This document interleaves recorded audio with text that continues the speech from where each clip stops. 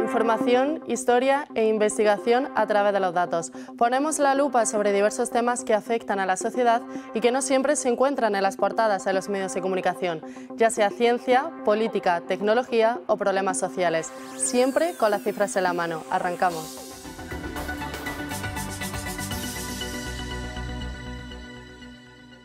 La defensa de un país se ha convertido en un debate en todos los países y con él se han analizado y mucho los ejércitos de cada uno. En programas anteriores hemos visto cómo se conforman las Fuerzas Armadas de España, su historia, los puntos a mejorar y cómo las sitúan algunos rankings especializados en este tema. Hemos analizado también otros puntos similares, como la mil en el mundo o las guerras que han marcado nuestra historia. Pero como todos sabemos, cada ejército cuenta con una serie de armas y hoy en concreto nos vamos a centrar en una de ellas, el submarino. ¿Cómo funcionan? ¿Para qué sirven exactamente? ¿Qué hay que hacer para poder estar dentro de uno durante una inmersión? Todas estas preguntas las vamos a ir respondiendo poco a poco durante todo este programa. Pero antes de todo, cada cosa tiene su historia y esta es la de los submarinos. Para hablar de la creación de los submarinos hay que conocer una leyenda que data del siglo XVII. Esa leyenda cuenta la existencia de una especie de campana que habría utilizado Alejandro Magno durante el asedio de Tiro, actualmente Líbano, para remover los obstáculos colocados por los persas en el fondo del mar. Esto se cree que podía ser cerrada y sumergida fácilmente de forma que todo aquel que estaba dentro podía respirar dentro de ella. Sin embargo, el primer diseño de un submarino del que hay constancia fue el del matemático británico William Bohr en 1578. Su submarino podía sumergirse y remar bajo el agua y su estructura era de madera revestida de cuero impermeable. Incluía, además, prensas manuales para contraer los lados y reducir el volumen, pero para tener constancia del primer intento de navegación a bordo de un submarino hay que remontarse al siglo XVI y concretamente a España. Según un informe del Opusculum Taisinieri, publicado en 1562, dos griegos entraron y salieron varias veces del fondo del río Tajo ante la presencia del rey Carlos V, sin mojarse y sin extinguirse el fuego que llevaban en sus manos. España no solo fue pionera en eso. El 18 de septiembre de 1838, el marinero José Raimundo Rodríguez realizó el primer viaje en submarino y en 1860 otro español, Cosme García, lo patentó al realizar una serie de pruebas oficiales en el puerto de Alicante con gran éxito. Estos sumergibles, como vemos, fueron construidos hace muchos años. Sin embargo, no fue hasta el 1955 cuando se construyó el primero, propulsado por energía nuclear y no por remos. Llamado como el USS Nautilus y diseñado por el físico Philip Abelson, ese submarino marcó un antes y un después. Las naves sumergibles son, como todos conocemos, un gran arma militar. El primero de ellos fue llamado Tortuga y se construyó en 1775. Su inventor fue David Bushnell. Recibió ese nombre porque se construyó uniendo dos casquetes que tenían la forma de un caparazón de una tortuga.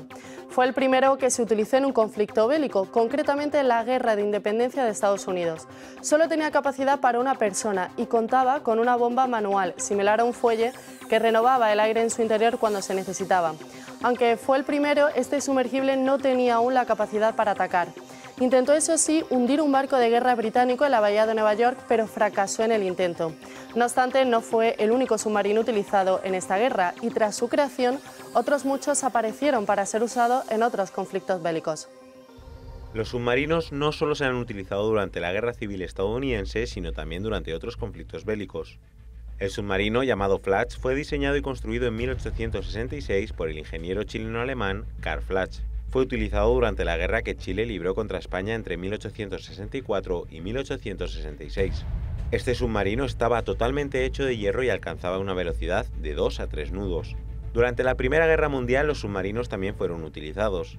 La primera vez, de hecho, tuvieron un gran impacto. Los U-Boots alemanes participaron en la batalla del Atlántico y fueron responsables del hundimiento del RMS Lusitania, lo que hizo en gran parte que Estados Unidos tomase la decisión de participar. Alemania además tuvo la mayor flota de submarinos durante la Segunda Guerra Mundial. Este tipo de submarinos, los U-Boots, operaban de forma casi independiente para localizar convoys. Si encontraban uno, el submarino no atacaba inmediatamente, sino que lo seguía de cerca para permitir que otros lo encontrase. Una vez que había varios submarinos, se agrupaban para atacar al convoy de forma simultánea.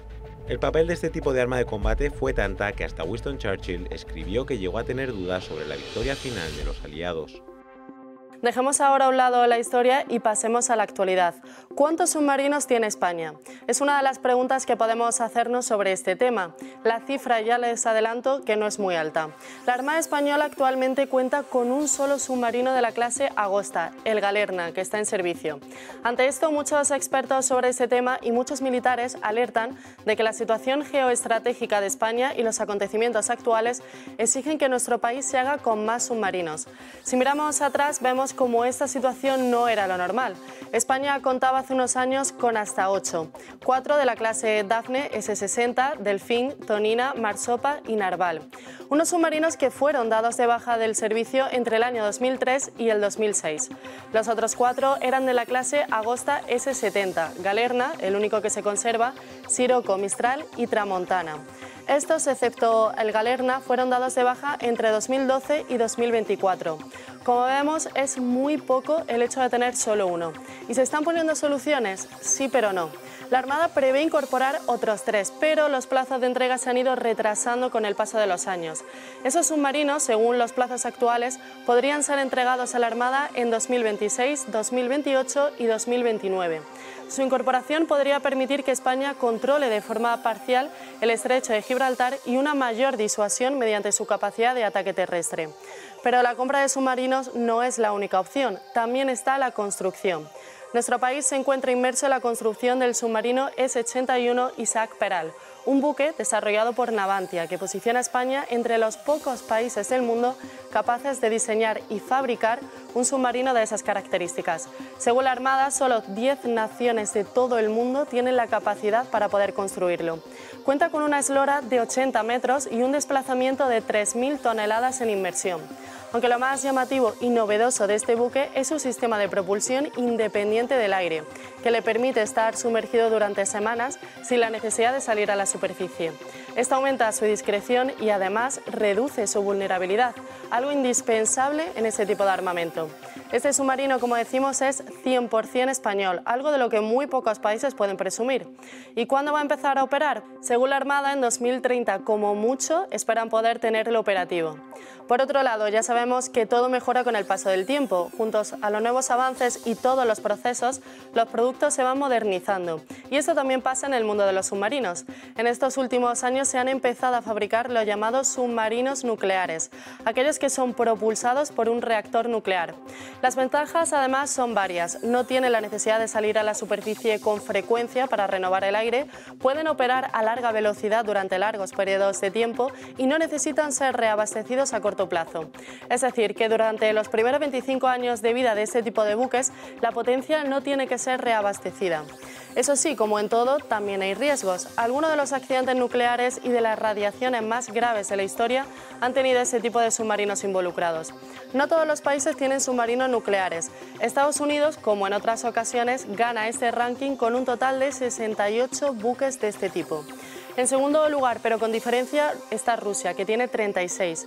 China se encuentra en tercera posición y cuenta con 16 submarinos nucleares. La lista la cierran Reino Unido con 11, Francia con 10 y la India con 2.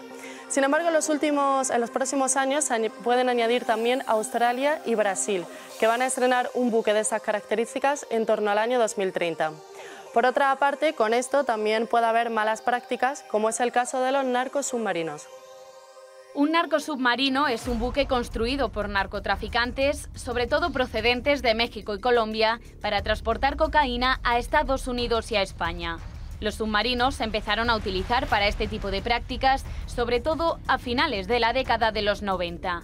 Los construidos en los últimos años son casi completamente sumergibles, difíciles de detectar visualmente por radar, sonar o sistemas infrarrojos. Las cargas, además, suelen ser de varias toneladas. En el 2015 se incautó la carga más grande hasta la fecha, de casi 8 toneladas, que transportaba cocaína de Colombia a Estados Unidos. Algunos de estos narcosubmarinos son capaces de cruzar todo el océano Atlántico y sus capacidades operativas y de autonomía están mejorando de forma preocupante en los últimos años, como también lo está haciendo la presencia en nuestro país. En noviembre de 2019, un narcosubmarino con 3.000 kilos de cocaína fue interceptado en la costa de Galicia. Esta zona, junto con la del Guadalquivir y la del Estrecho de Gibraltar, ha visto cómo incrementan la llegada de este tipo de buques. Sin embargo, la Policía Nacional ha visto en ellos una tendencia. Nunca entran en el río Guadalquivir como sí lo hacen las narcolanchas. Se suelen quedar a unas 60 millas de la costa, frente, por ejemplo, a la bahía de Cádiz, es decir, en aguas internacionales. Galicia y de manera reciente Andalucía se han convertido en dos de los puntos más calientes en la lucha mundial contra la droga. Como vemos, los submarinos tienen una historia muy interesante. La mayoría de ellos, como ya sabemos, tienen una función militar y navegan en un entorno extraordinariamente hostil. Cualquier fallo puede generar unas consecuencias muy graves, por lo que deben ser muy bien revisados cada poco tiempo. Actualmente, por cuestiones geopolíticas, es muy importante que las Fuerzas Armadas de cada país cuenten al menos con uno de ellos. Por ello, España se encuentra sumergida, nunca mejor dicho, en la fabricación y adquisición de varios de ellos. Nosotros seguiremos analizando estos datos y muchos más en otro programa. Recordad mirar siempre con lupa cualquier cifra o problema social, porque muchas veces los datos reflejan una realidad silenciada. Nos vemos en otro programa de La Lupa.